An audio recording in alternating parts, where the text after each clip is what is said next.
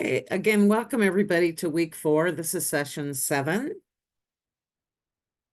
So we again have a 90-minute session. We would like you guys all to keep on mute. And if you have any questions, please put them in the chat. Feel free to exchange your LinkedIn information. We'll be putting some information in the chat as well. You are encouraged to network. And if you have any questions that we're not able to answer during this session, if you would just go to forum and put them there under the Business Analyst Series 2023, and we'll get going. So today, again, I'm Diana Gray. I'm the Community Marketing Manager. We have Christina Vidu, who's the Global Manager for Marketing Community. We're both with UiPath. We have Manjala, who's the founder of The Next Innings. We have Mukesh, who is the RPA manager at Boundary List, and we have Ashwathi, who is part of UiPath Academic Alliance. So again, we're on, oops, this slide is a little bit wrong. The dates are right. But it is the 7th week, or the 4th week in the 7th session. And the speakers this week are Andre, who's a senior product manager at UiPath, Tracy Dixon, who a lot of you might know, who's the operational excellence and UiPath partnership lead for Centric Consulting. She's also an MVP with UiPath. We have Manjove, who's the vice president of RPA and Analytics at NatWest Group. And we have Mukesh Kala, who also works with Boundary List. So today we're going to be talking about Automation Hub and its importance. And again, on our next session on Wednesday, we'll be having the Menti quiz. So just want to call that out. That won't be today. That'll be on Wednesday. So with that, I'm going to turn it over to Tracy.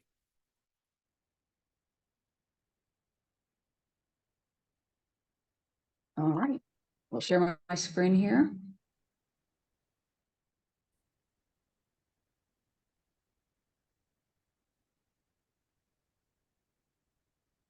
Are you guys able to see the screen okay? No, I can't see it yet. There. No, I can't. No? All right, let me try it again. Okay, perfect. All right, so here's today's agenda, which is focused on Automation Hub, as Diana mentioned. So we're going to talk about what Automation Hub is and why we care about it as business analysts. We will also talk about automation ideas, which is a big piece of what Automation Hub is for, and the phases. In the next session, we'll actually do a deep dive into the automation ideas and phases.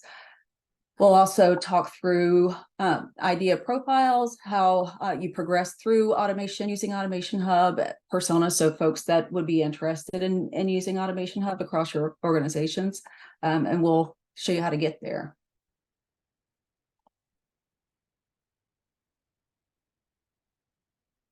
All right, so Automation Hub is an awesome tool to really help. Once you figured out the first automation or two at a company, a lot of folks can then wonder what's next, how you move to grow your program, how you move to the next thing, what department you might do the next thing for, that type of thing. So Automation Hub is an excellent tool to help you figure out what to do, how to scale your program after that initial automation or two.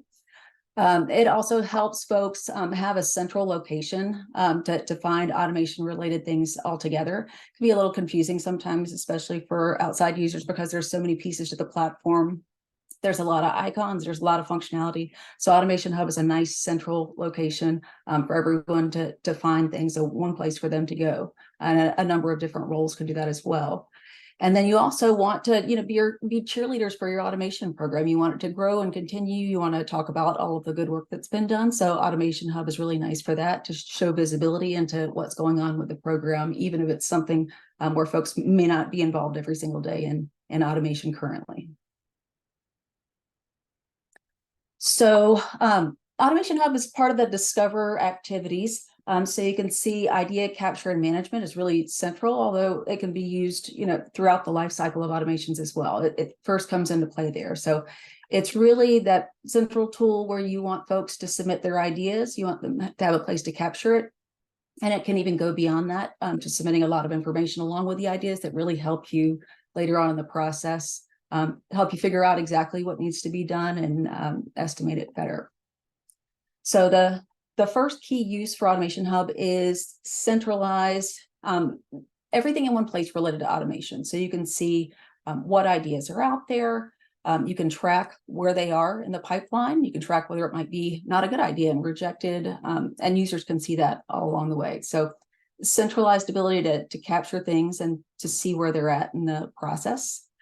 Prioritization. So typically companies have tons of ideas, but not necessarily all of the resources to enable all of those ideas right away. So given finite resources, how do you figure out what to do next? Even though we'd love to do it all. So it does help you. It's got a lot of built-in functionality related to that to figure out what's next. You'll implement faster. So we'll also talk about some capabilities related to reusable components, being able to see those centrally where your development folks can put those out there, and they can also be used by your citizen developers. And then easy reporting. So having a central place where you can look at metrics, not just related to automations you might do in the future, but to how successful your program is currently, to look and see how much money has been saved, how much time has been saved in the future and ongoing. So first, the centralized management we talked about, and I'll give a general overview. Feel free to throw questions in the chat if you have anything specific, but we'll do more of a deep dive in the following session. So centralized management, Automation Hub is the place that you want users to go to put their ideas out there. You want to open that up to the organization, and it's an enterprise license. So you don't have to worry about the number of users. It's available to everybody. They can put an idea out there with whatever information you require. It can help. There's an idea scoring process built in, and you can even customize that to your company depending on particular needs and what may make an automation a higher priority than another. You can put business case information out there. In fact, you encourage users to do that. You want to know as much about the existing process as you can. And part of Automation Hub is the assisted task mining process. A lot of you may know task capture, very similar tools, but it lets users actually record the steps that they're currently doing in a process manually. So that way you know exactly what would need to be automated, and could even have a leg up in implementation because it actually gathers some of the technical information behind the scenes. And we've talked about just the central visibility, having the one place to go on the web to see where everything is at in the pipeline, as far as status and how your program is doing. So the prioritization, we talked a bit about having all of the opportunities out there, getting things submitted from all over, and then you'll decide within your company based on scoring, and then how you might manage things between departments. You can choose to focus on a particular department. You can choose to round robin, whatever it may be. You can customize that specifically to your company, but you have visibility all in one place of the details needed, who has submitted things, whether it's business or technical or center of excellence, those types of things, all in one location. So the faster implementation piece, there's a couple of ways that we do that with Automation Hub. One, you have a repository for reusable components. So, once you build something, say a login series to a particular application, there's no real reason for people to have to go and build that in the future. You would want to reuse that, put it in a library, reuse it again and again, have that ready and available to everybody. So when they go to implement some type of functionality that would benefit from using that piece again, they don't have to go build it all over again. So that's a key principle in automation development is reusing components.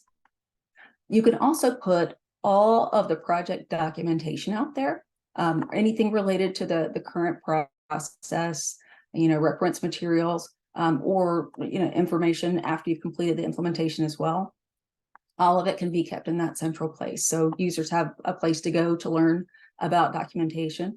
I know for my projects, especially, one of the key things that I think is critical is to identify who owns the process, that business user responsible for the process after things are implemented, and making sure that the steps are out there for the process, because it can be very easy for your business users to forget how to do a particular process if they haven't done it in months. So really important. Let's see. And there's also ability to collaborate some kind of workspace functionality where different users on the team can see things together and interact with each other and do handoffs between different phases and so on.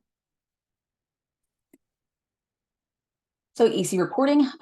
There is an ability to connect insights if you have that UiPath tool, also to Automation Hub. So that's a choice that you can make to share data between the two of them. But you do have a lot of things that are pre-built as far as dashboards to see what you've got in the pipeline and how things are going, how the ROI looks for something that you've selected to automate.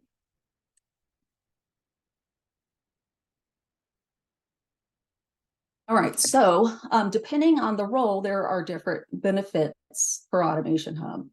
So for those of us that are in leadership roles or need kind of that systemic view over everything, a lot of you as business analysts would want to take a look at all of the ideas to help pick what's next. You have that central location instead of emails or Excel files or whatever request mechanism you have now. All of it's centralized, and you can see what the ROI is. It reminds you to capture the necessary information for the future to calculate ROI, and it gives you visibility even years later to the amount of money that your program is saving your company. It's easy to forget once something has been in production for several years that you're still not having to pay for a human being to do that work every year.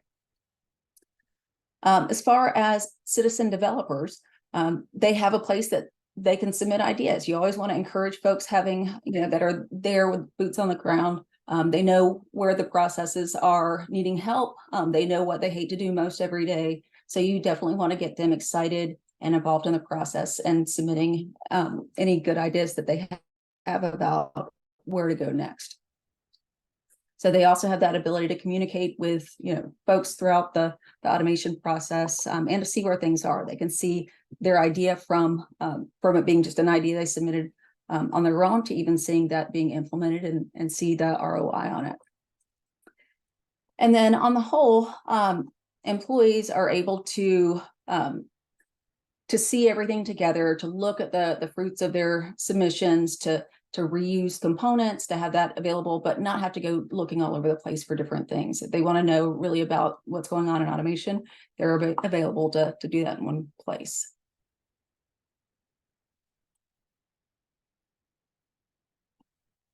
So I won't go into a whole lot of detail on these since I'm just staying at the overview level, but this is an example of what that community page looks like, where as a user you can log in and see what's been implemented. Can also see where the status is. I don't know how much you guys can see that in detail, but can see a bit about who the submitter was, to look at different things and take a real look at everything that's been built to date and have a good understanding of the overall automation program. So this is that reuse component I was talking about before. So this is component gallery.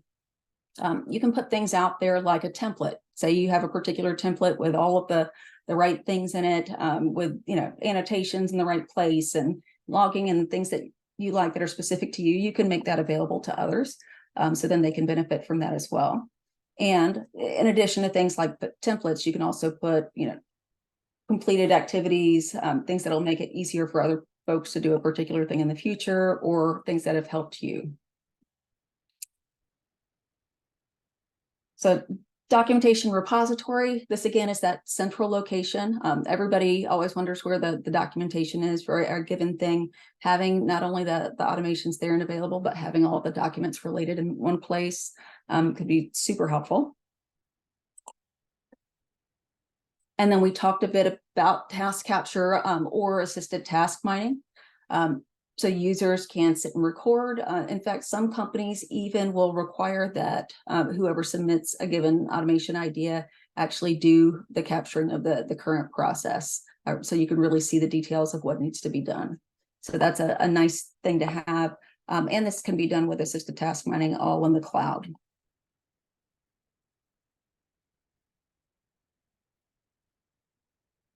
All right, and here's a little bit more about some of that automation pipeline. You'll see it called, which is the central place that you capture all those different ideas, and then determine whether or not they are a good idea for your company or not. So there's some scoring.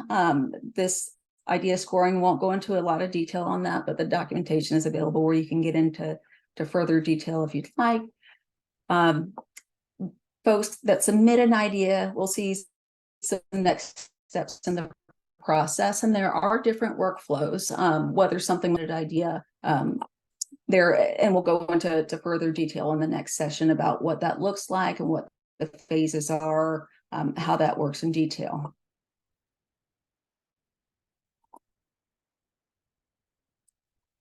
Here's that central place that we talked about where you can see how things are going. You can look at the different scoring and decide what's next. And it's nice if you have some additional decision makers that are part of the process to be able to see the global view of everything that could be next. It could also show you that maybe you need some additional resources, that you have a ton of ideas out there that could save a lot of money, but maybe don't have sufficient resources to implement them. So I talked a little bit about the ability to customize assessments. So we know that not every idea is a good one for automation. So some will be rejected. Some are good ideas, but then, how do you decide whether one good automation effort is worthwhile next, or if that should be, lower down the list and another done as the top priority? You are able to customize these. So say a company that maybe an insurance company that's really focused on risk, and that is a huge part of their priority process. Something that's that will reduce risk greatly might be a better benefit for them next. So you can adjust these to whatever you see fit in your organization to help prioritize specifically for your group. The ROI pieces are built in. So it is a good reminder to help you capture the information on how long processes are taking, how often they're happening, those types of things that are really critical. ROI is really important, especially as business analysts. It can be forgotten a lot of times because, it's not a requirement to know that at the beginning of your automation or even afterward. However, if you want visibility into how much money you're saving the company, and likely have budget for the following year, you want others to understand the value of your program, and you have to have ROI information in order to see the ongoing value and how much money is being saved for the long term. So definitely important to capture ROI, even though it can be forgotten by many.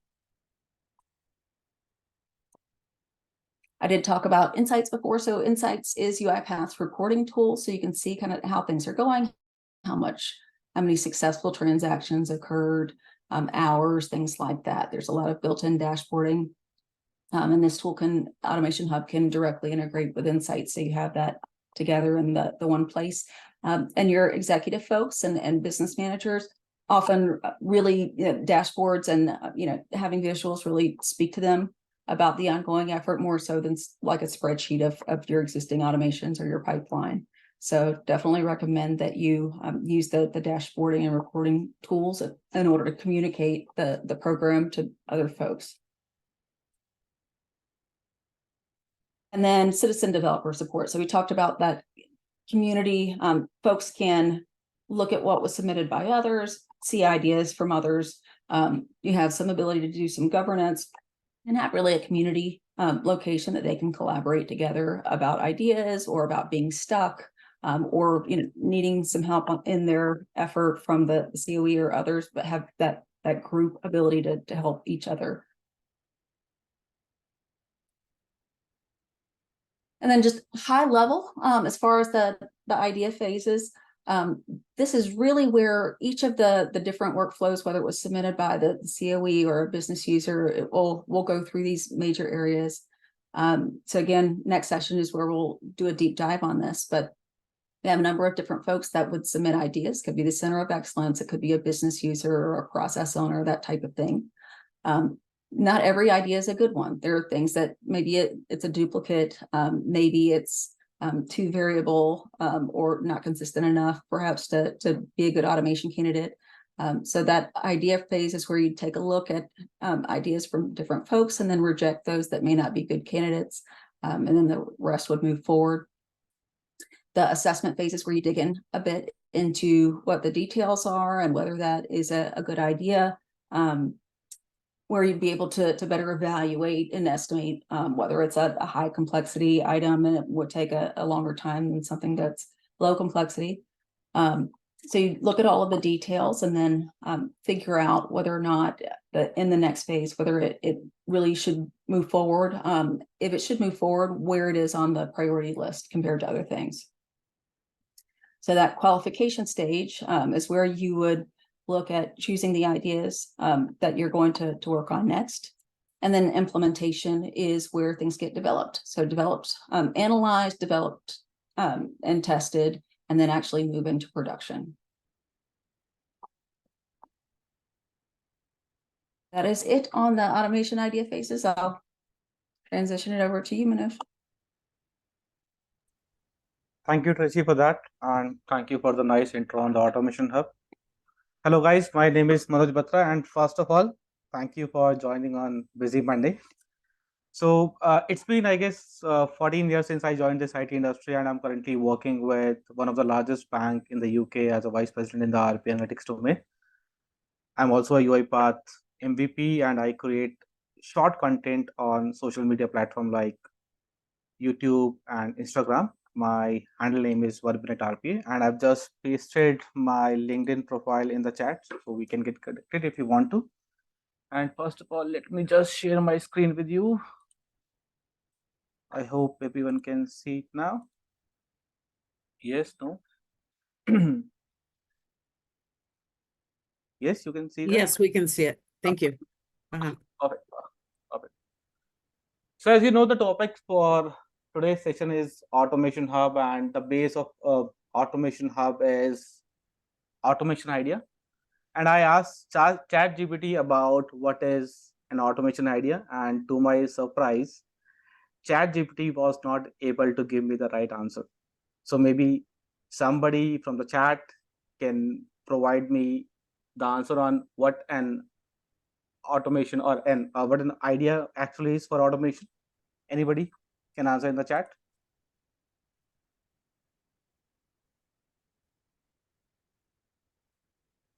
Can't see that in the chat. For some reason, I guess I can't see the chat. Oh, no. Yeah, it What's says happening? yes, BCZ, ChatGPT does not give the real time.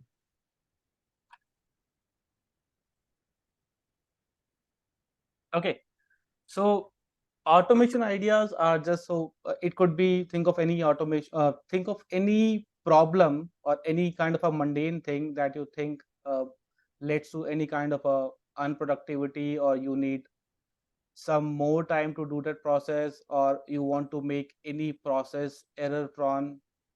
So this could be a kind of a automation idea for you. So as per if I go by the definition, so automation ideas are automation initiatives that are the core of any program, any RPA program. Employees can submit ideas of tasks or process to be automated through Automation Hub. And if you go to Automation Hub, so there are 4 ways where you can actually submit the ideas to the Automation Hub. So before I tell you what are these 4 ways, so if you need to get access to Automation Hub, what you need to do is you need to go to Automation Hub, and you need to go to your cloud version and just click on this Automation Hub. And for some reason, if you don't have access to Automation Hub, so maybe if you are working on cloud or you are not on your on-prem version of Orchestrator, then you may need to go to the admin section of your cloud. Where's that? Let me see. If you go to admin section, click on licenses, go to free trials. Here you can actually get access to the automation hub for, I guess, somewhere around 60 days or so. So as I said earlier, there are 4 ways to submit idea to automation hub. One is to submit an employee driven idea. You can submit an idea via a CEO driven idea. There's slightly difference between an employee driven idea and a CEO driven idea. So for an employee driven idea, so you just need a kind of a limited amount of information that is needed. So you can call it as a high level assessment. And for a COE driven idea, so authorized users. So I'll tell you about the later about the personas that we can use in automation hub. So users like subject matter expert, SMEs, process owners, business analysts, process consultant, they have the options to directly submit the COE driven idea. And along with that, you can submit the idea to automation hub via task mining as well as via process mining. So these are the 4 ways where you can actually submit the idea to the automation hub. Moving on, what are the automation hub personas? So here we talk about who can actually access the automation hub. So first is employee with automation idea. So if you have got any automation idea, then you can access the automation hub. The C-suite like CTO, CXO, CFOs can access the automation hub. COE and their teams also need to access automation hubs. So for all the information, like they also need to see what all automations are currently being automation programs are currently being running within their area, within any area, or any kind of a documentation, or if they want to see any kind of a reusable components that you have created. So that is why COE and the team needs access to automation hub. Then comes a citizen developer. So they also need a platform to share their whatever they have created, attended automation to make their work easier. And then comes the automation hub roles. So you have seen the automation hub personas. Now we'll divide that into this automation hub role. So we have got 2 types of role. One is your default role. So whenever you go to automation hub, some of the roles gets created automatically by automation hub. So these all are the important roles that I've highlighted here, but I'll just talk about some of the most important one. So first one is your account owner. So whenever you create an account on the automation hub, this role will be created by default, and it will be given to the first user who sign up to the automation hub, where they can do some basic tasks like editing or adding any kind of a tenant, any kind of a role, or any kind of a things on the settings page. Then comes the standard user. So standard user is nothing. So it is a role which is get assigned to a user who has got limited knowledge on automation, where they can actually submit the high level assessment on the automation hub forum. And then we have got system admin, RP sponsors. Who are the sponsors? So I guess RP sponsors have got only read only access, so they can only view all the information around, and they can also go to the dashboards and see all the reports. Next is the component curator. So these curators are the responsible for curating the flow of RPA reusable components. Then we have got program manager, then the idea approver, who basically approves the idea. Then we have got authorized user like your SMEs, business analysts, process owners, process consultants, who can actually submit directly a COE driven idea to the automation hub. Then comes 2 different roles like citizen developers, self user, and a power user for all the attended use cases. Then we have got business and technical reviewer. So these are 2 different roles. So one is your business reviewer, and the business reviewer job is to push forward automation that citizen developer self user creates, and to pick which one is actually worth to get into a technical review. And then the technical reviewer roles comes into the picture, who do all these kind of code quality and approve all the automations. Along with that, you can also create custom roles within Automation Hub. And in custom roles, there are again different type of roles that you can create. So one is your the first role that you can create is a kind of a permanent collaborator role, and the other is your editable collaborator role. So permanent collaborator role are those that are there by default, and these cannot be edited or disabled or deleted because they are in a way connected to your idea in the Automation Hub. So that's the way how your Automation Hub works. So these four roles are your submitter, the person who actually submits the idea. Then we have got the process owner. So once the user submits the idea, it will be assigned to the process owner. The third one is the project manager, who will basically look after all the project management related thing, like working with developers, business analysts, solution architects, testers to build that automation. Then we have got another role called citizen developer. It is again the same. So there's a difference between a citizen developer role and a developer role. The only difference here is it lies in the complexity of the process that the person builds. So for citizen developer, the process is quite simple in nature, but for the RP developer role, the process is a bit complex in the nature, where they need to work with all the SAs and BAs. And next comes the editable collaborator role. So these are the roles where you can actually go and edit some of the things, like so these roles are your BA roles, business analyst, your solution architect, your RP developer. So if I go back to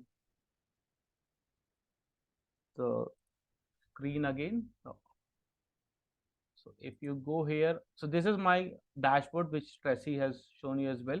So if you go to this admin console, so you should have got access to admin in order to see or edit all the roles. So if you see here, you can see all the roles here. So you can see account owner, system admin, RP sponsor, program manager. So each and every role you can see on the right hand side, you can see all the tasks that they can perform. And along with that, you can also see the collaborator role. So we have added few more roles here as well. So you can see BA, solution architects, RPA developer, citizen developer, process mining submitter. And along with that, if I click on this, you can also see the level of access that these persons have. So this is where you can actually create roles, you can give the permission, you can revoke the permissions. So this is basically just the admin setup that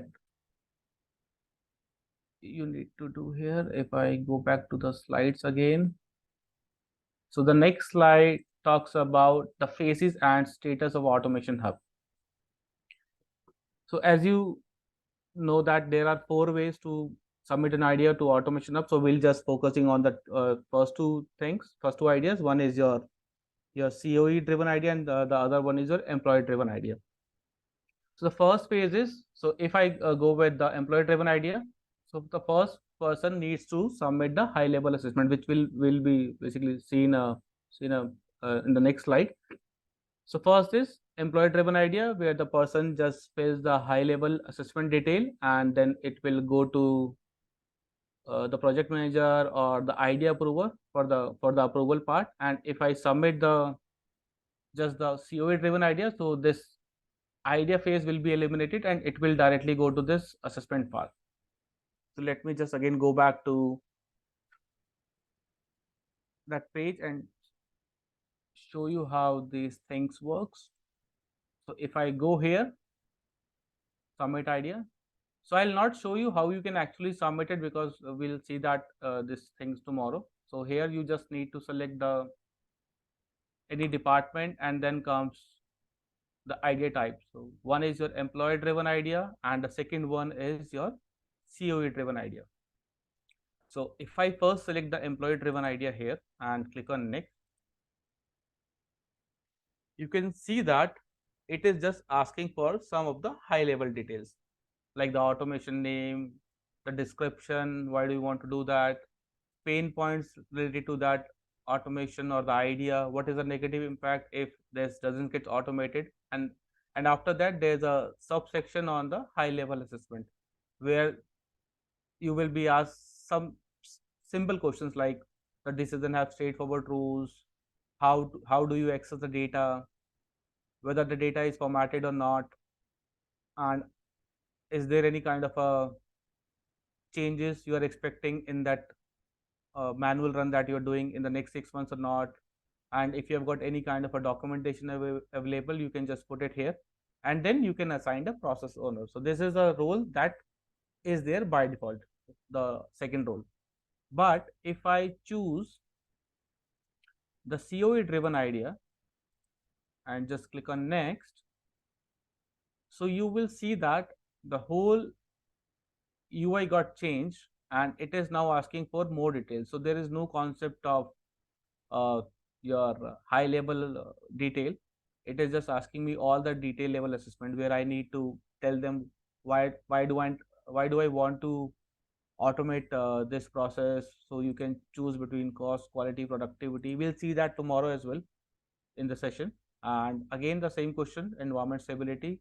If there is going to be any change in the process in the next 6 months, or application is going to change, what is the employee profile, average working days, working hours per day, what is the cost per year for a particular employee, what is the process volumetry, means how often the process runs, is it a weekly, daily, monthly, or ad hoc run, what is the volume average by employee type or per company, how many employees are performing the task, what is the average processing time per transaction. So you just need to fill all these fields, and based on that, these FTEs, cost per year for process as is gets generated.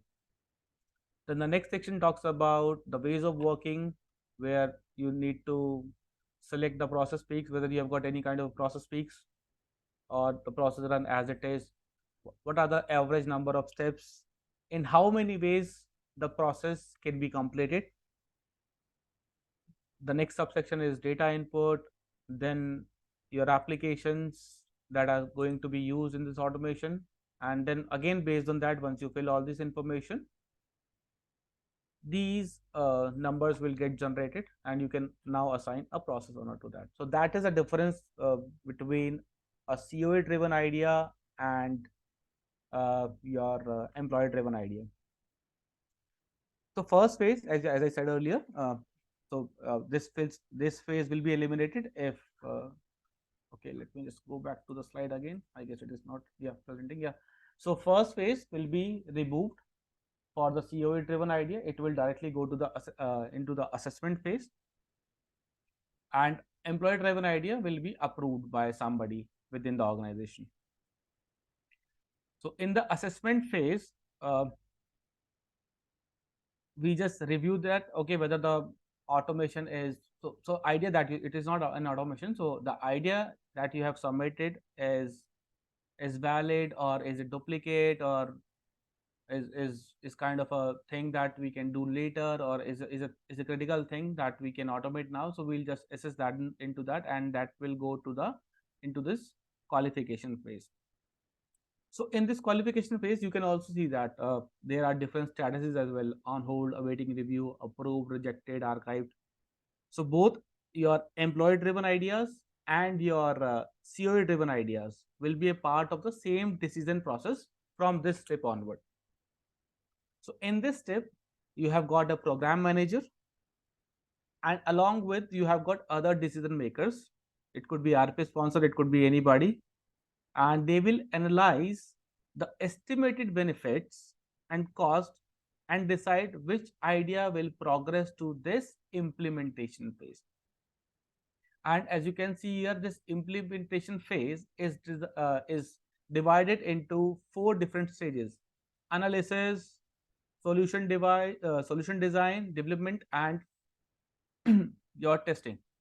So in the analysis phase, we work with the business analyst as a collaborator, and we create, and basically we assign them a task, and they basically create a PDD here. PDD is your process design document, which you have seen in the previous sessions. So PDD gets created in this analysis phase. The second phase is the solution design. Here, your solution architect is added as a collaborator and will work on creating a solution design document. And here, there's a catch. If you don't have any SA in your team or within your organization, a senior developer can also work here and just create the SDD. That means creating a 2B diagram from your as is. So PDD is your as is, and you can create SDD as a 2B diagram. The third stage is actually where the RPA developer comes to the picture and will work on the development, and along with that, the developer will create another document called DSD, that is development specification document. And once all these things gets done, the next phase is testing, and the testing is divided into two different parts. So first thing is your functional testing, where your RP developer or it could be a tester perform these kind of a technical testing for you. And the other testing, so these are the two testings. There could be more testing as well, but these are the two basic testing that everybody needs to perform. So the other testing here is UAT, where the process owner will actually test the automation and will see, okay, the process can actually be moved to a next stage, or it requires any kind of a changes or any kind of a rework here. So once these gets through, the next phase is your go live, where the process will be live in the production, and this is your final step. So if I talk about your automation idea profile, so you need to fill in all these details into all these sections about cost benefit analysis, documentations, components, collaborators, change request, and history. And we'll now see that in a demo. So let me just go to automation hub again and pick any process here which has already been added. So let's take an example of this automation idea. So first one is the about section, as you can see here, and below is the detailed level assessment. So this is a part of your about section where you can see all these things like which you have seen before in the COA driven idea. The next section is cost benefit analysis. So only program manager or the project manager has got access to this page, where they can actually go and see what are the pre-automation costs, post-automation cost, what are the net benefits. So in order to add all these details, the program manager needs to click on this edit button and fill all the required information here, like what is the ease of implementation, whether the process is easy, medium, or difficult. Then they will pick some of the timelines here. So these are the baseline, these are not an actual one, so they just basically add the start date and end date for each of the stages of the automation cycle. Then comes the actual one. After that, you can also select other things like RPA software vendor use. So I guess at the moment nothing is there, but it can actually accept multi RPA software like any other RPA software. You just need to set up this in the admin part. So you this list will appear here. Then the automation assumption, like if you do automations, so again the option is not there. So if you select the automation, what are the robot hours working per day, what are the working day robot working days per year, what is the average handling time human versus automated, and there are some volume split estimations. Along with that, you can also write values here under the cost estimates part, which we'll see in the demo tomorrow. And then the running cost, other software costs, you can just fill all the information here which is required for that automation. So once you click on submit, it will again create some kind of a dashboard here, which you can see. Let me just go, and so you will see all the values here. The next section talks about documentation. So if you have got any documentation related to your process, be it your PDD, SDDs, DSD, or any kind of SOPs that you get from business. You will add the file here, and you can also directly create the process with the help of task mining, or you can use task capture as well. And there are a few predefined templates given. So if you are not following any kind of a standard practices or standard document, you can download the templates here and build those documents. The fourth section is your components. So let's suppose if you are using any kind of a reusable components within your automation, you can list all the components here by clicking on this add component button. It will be directly listed to your marketplace, and then you can add all the components here. The next section is collaborators. So if you need to add different collaborators at each stage of your automation phase, like we are in assessment phase, if we are in solution design phase, and you want to basically move this to a solution design and add a solution architect role here or senior developer role here, you can do this by clicking on add collaborator and just search for the person name and assign them the collaborator rights, or just give them some edit rights here. The process will be the person will be added to this collaborator role. The second last section is the change request. So let's suppose your automation is already live and you got some kind of a change request. So all the change requests related to a particular automation can be tracked here. So again, there will be a form where you just need to fill all the information here. If I click on next, so you need to provide all this information, which we'll see in a demo tomorrow. Okay. And once you're done with that, if you want to just see the history of your automation, like all the change requests and everything, you can see that in the history tab. So this is about how you can actually see your automation inside the automation hub. The next section talks about, let me go back to a slide again.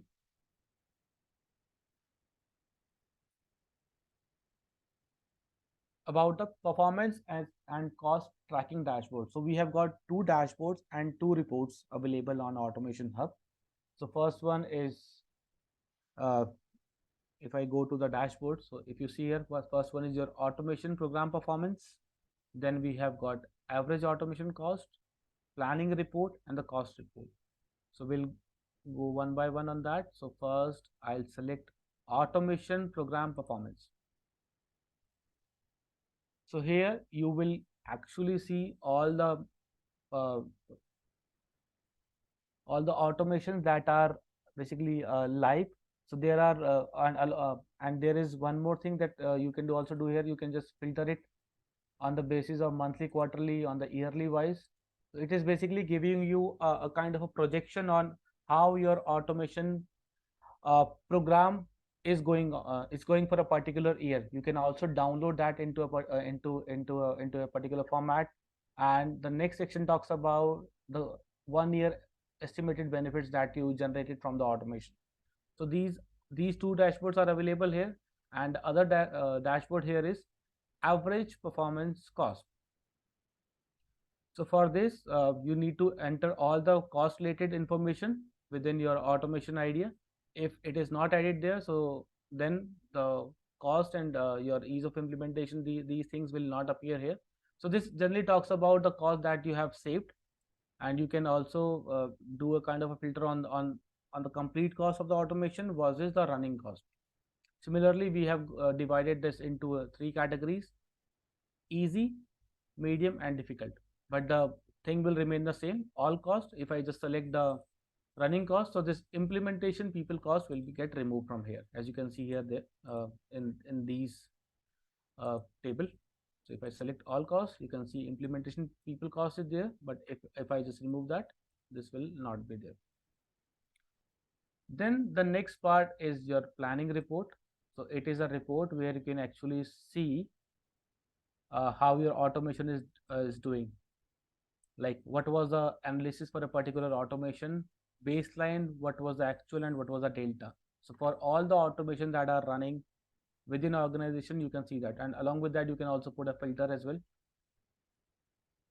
and you can download this into CSV. You can save it as a view, whatever you want to do, you can do that.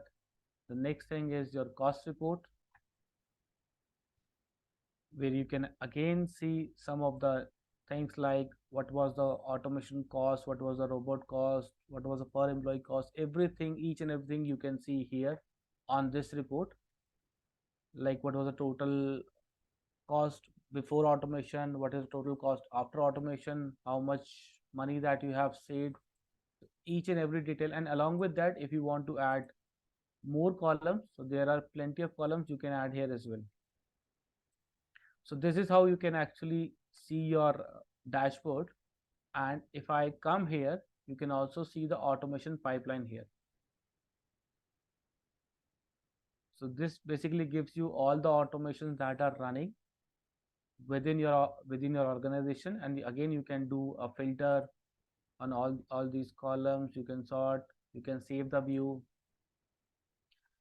Then comes your review part. So in this review section, only the assessment and idea, the ideas which are basically in your assessment and idea phase will be shown up here. And if you want to move it to a different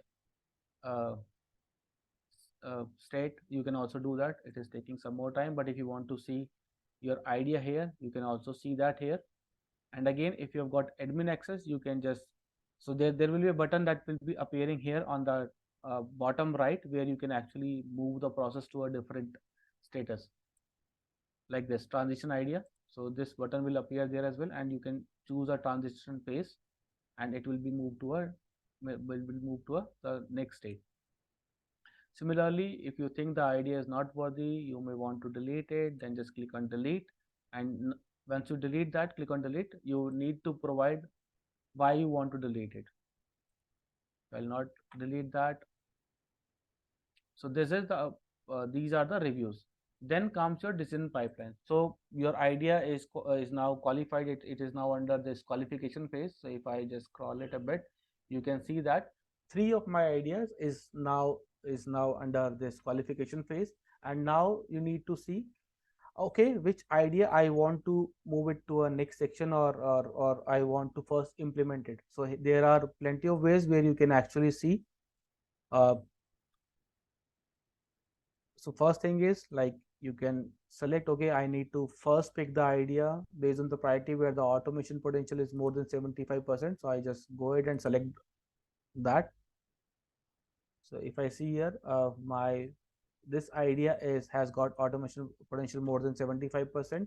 And what is the ease of implementation? It is under the easy category.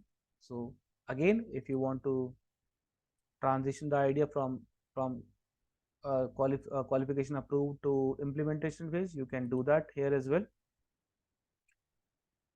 The 4th tab here talks about the process that are there in the implementation phase, which means the process which are either into your business analysis phase, solution design, or in the development phase, or in the testing phase. So I've just moved this to solution design, so you can see all those automations here. And the last slide is tab here is all the automations that are currently running within your organizations. Again, you can select the columns, as many as columns as you want. So this will give you basically a complete overview of your processes that are running live. So this brings to the end of this session. So if you have got any question, you may ask now. Over to you, Diana. Thank you. Great. So, Tracy, you've been kind of watching the chat. Do you see anything in there that needs to be answered?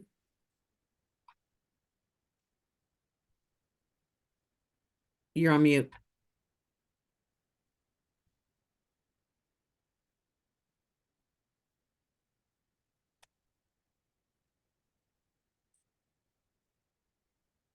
Can you hear me?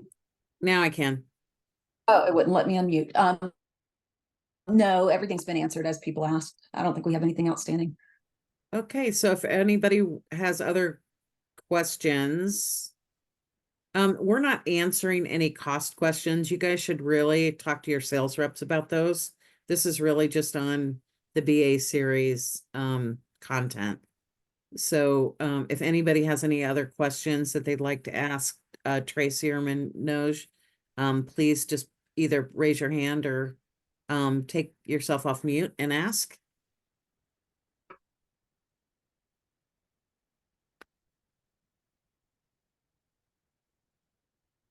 You guys must have been pretty clear.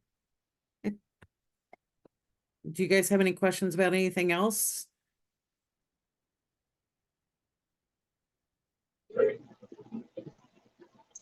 Hi, this is Flora from Fiserv. I wanted to ask, how difficult is it going to be to incorporate task mining and process mining in relation to Automation Hub? We've been using the Hub for almost 2 years now, and Q1, we're going to be incorporating task and process mining. So I can take that one. It is built for it to include that type of thing. So it's not difficult at all to attach assisted task mining or task capture activities to that record. So it should not be difficult at all. Okay, just curious. We're just starting to dig in and stuff, and users have gotten word of it and everything. So the excitement is starting to build, and it's really going to pick up after the holidays. Awesome. Yeah, a lot of people are excited about using that tool, whether automation related or not. It's a great process documentation tool.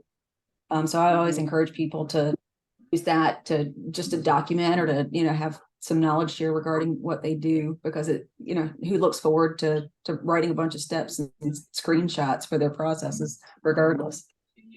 All right. The hub is great. We love it. I implemented it 2 years ago, and just having a central repository for everything related to an idea has been great and a special benefit. Whereas resources change, move around the company, leave the company, and stuff like that, being able to have that historical information on the participants, okay, or all the different roles, it's really great.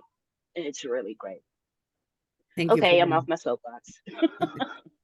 Okay, so- Nice to hear somebody from my hometown. Yay!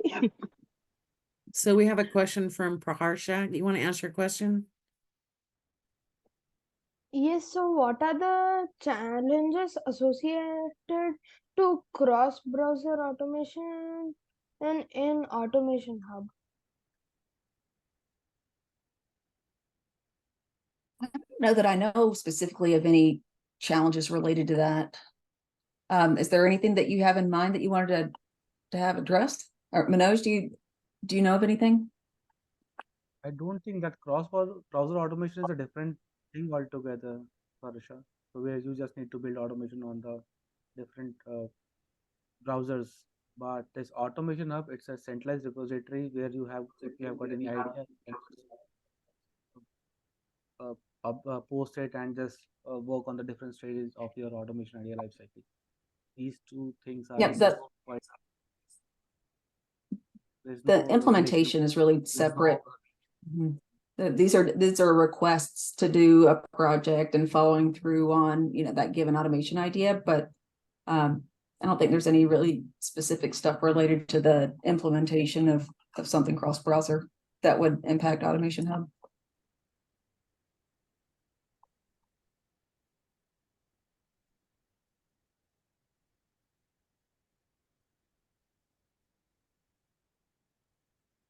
Meredith, did you want to go off mute and ask your question, or have us just read it from the chat? I would say read it from the chat, just because I've been having problems with my headset and the microphone.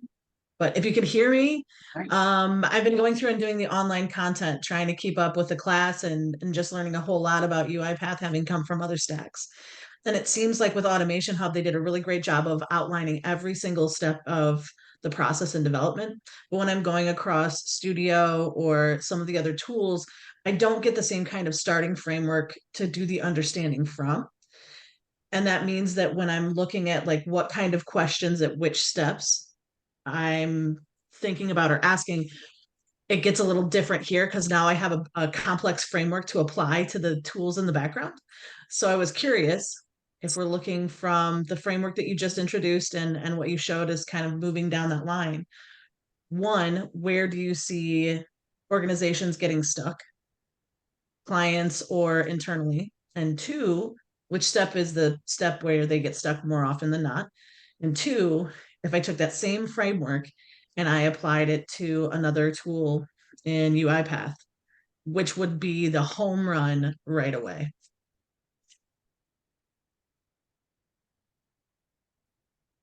So I think probably the reason that Automation Hub has the understandable end-to-end framework is because it covers the whole life cycle from idea submission all the way through implementation and beyond.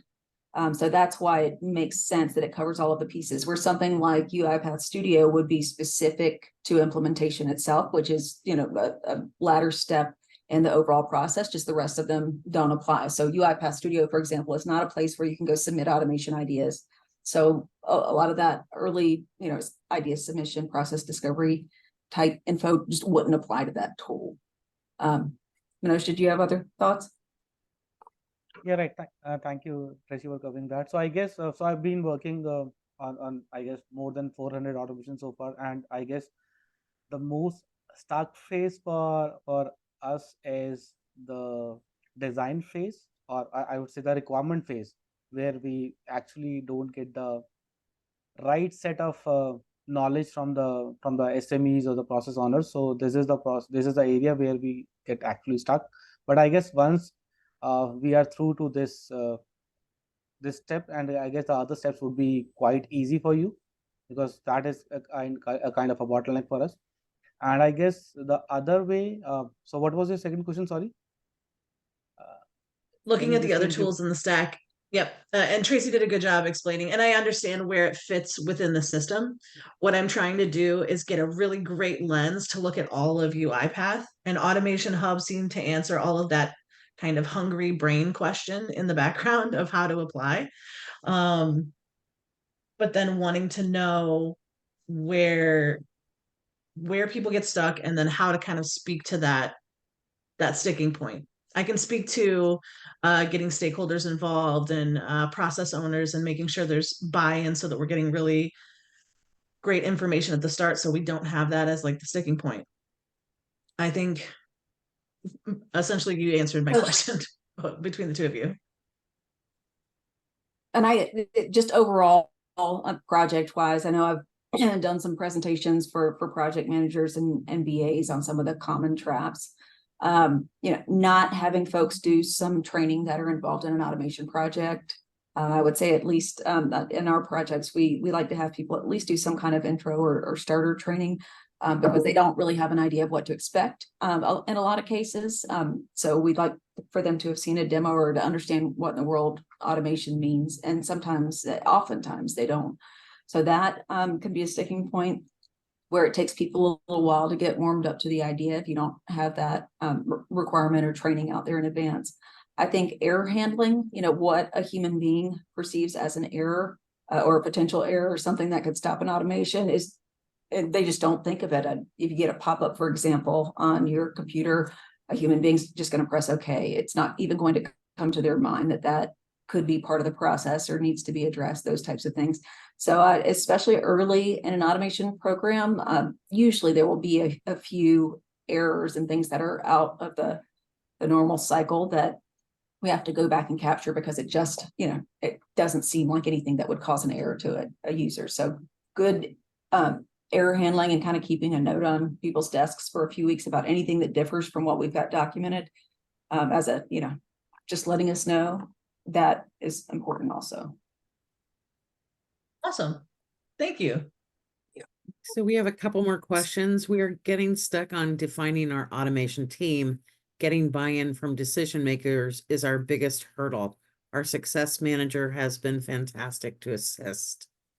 So I'm not sure what the question is there, but I don't know if you guys have anything, comments about that. That's true. Beginning is always the hardest. So once you are through this, so I guess the other steps are quite easy here. And then another question is, does the automation hub serve the same purposes such as project tracking, just as Jira software?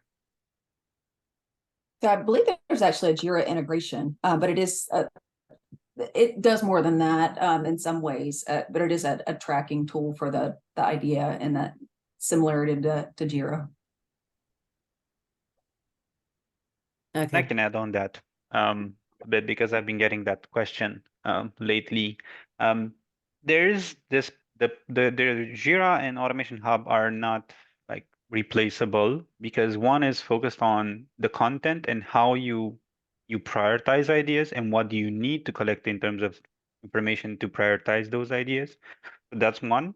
And getting like stakeholder buy-in on each type of an idea. That will Jira will not help you out with that because you'd have to customize a lot in Jira just to get a similar content.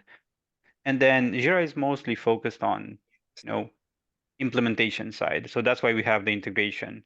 With the moment that you move to implementation, clearly Jira is a much better tool for tracking like day-to-day progress, organizing your sprints or whatever way you want to do development. So that's the moment that you switch over. So there's like a more of like a you use them together than one or the other. great. I think that's the last question on Automation Hub that we have, but we do have a couple of people who want to know about the projects. One of the questions there is, do we have to use task mining, task capture, process mining for our project? You guys should really, like, for your project, synthesize everything you've learned, and you have to understand what your objective is. So you want to use as many tools as you learned as possible, but we'll leave that up to you. It really depends on, what your project is, what the scope, what the objective is for your project. But we'd hope that you would use the main products that you've heard in these sessions as part of your project. I would say And- probably the most critical tool for any BA is the PDD, the process design document. That's your day in, day out go to, where a lot of your work will live and breathe. Right. And then we would love to open it up for any other questions you want to ask about the projects. If you guys don't have any more questions about Automation Hub.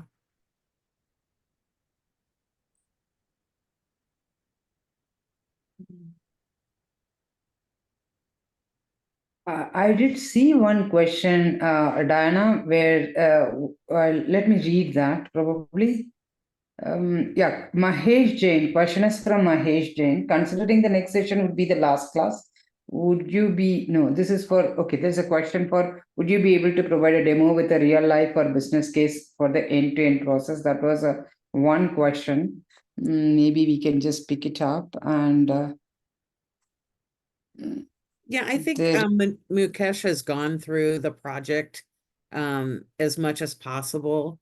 So we're not going to show an end-to-end. Hopefully through your courses, your self-paced courses, you guys have seen, how each of these product areas work with each other. That's the whole point of doing the self-paced series along with the speakers for this course. So if you have any questions, please put them on the forum. If you have any concerns about your projects or you need somebody to reach out to you, we're happy to help you. And then we'll be going more through the projects next week. So we're going to finish this week with the Automation Hub. Andre will be giving the session on Wednesday. And then next week we'll start with the projects. We know they're due by the 9th, but we just want you guys to really, take all the information in that you've had so far and do your best with putting that project together. Yes, yeah, that's another question where Nika has asked, can we talk about the project briefly? That's where it is. PPT templates have been given to them, and if it's also posted in the forum link or the repository, wherever it is, you can download and apply that, and we will share the logistics. How are you going to present the projects to our mentors and trainers, whoever is going to be part of your panel? That we will let you know about it. That's all, Diana. Okay, great.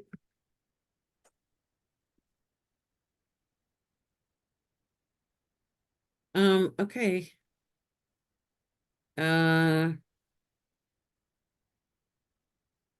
Hello, would it be possible to give a big picture view starting from a firm that procures a UiPath license to how it is used within the organization? So licensing, you guys, I know it's a really important topic. It's just not part of this series. So if we have to, we'll create another session with people from the licensing team, but I don't really want to get into that. I think it's confusing for this conversation, so we will make note of that and see if we can do a follow-up event on that. And I think that's probably less about licensing than it is, because you could, choose any number of things licensing and the paths would be different for some of them and some of them the same. I think it's probably more about just the implementation cycle, I'm guessing. I mean, your projects could actually include a variety of tools, but I assume that's probably the big picture view is what that's talking about.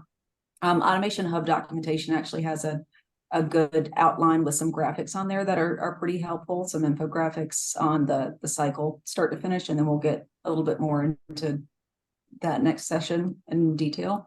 So you'll see more of that there, but it does have a nice comprehensive start to finish from idea to implementation. Great, thanks, Tracy. And then there's a question, can we join demo day even if we don't have a project submitted? We'll go through that next Monday. But actually the answer is probably not, because we have a limited amount of judges. So if you're interested in participating in that demo day, then you need to submit and be a participant of that. If not, we're going to have an alternative session that we propose and host so that we can work with you on your projects, work with you on what your next steps are. And is the Automation Hub team normally part of the organization, or is this usually a separate entity that UiPath owns? Andre, do you want to answer that one? I'm not sure I understand exactly if it's related to, I don't know how Automation Hub gets used in an organization, but in terms of Automation Hub as a product in UiPath, it's as any other product that UiPath offers. It's under the same organization, so there's no difference.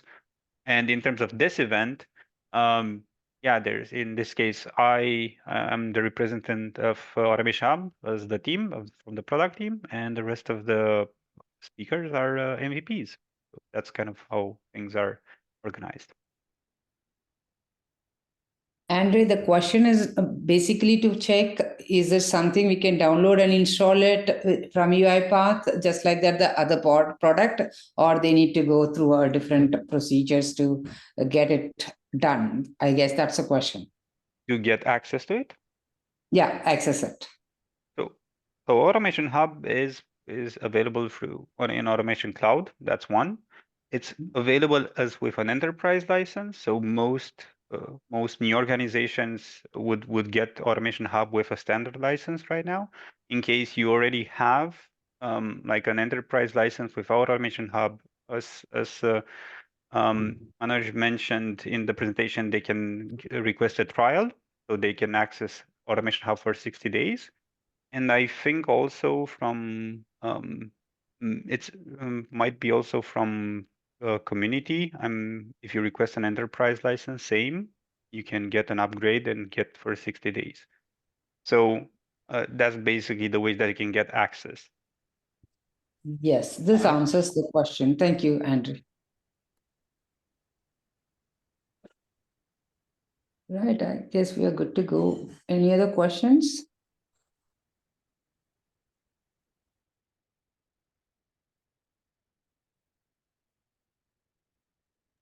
No, I think that's it. Thanks, everybody.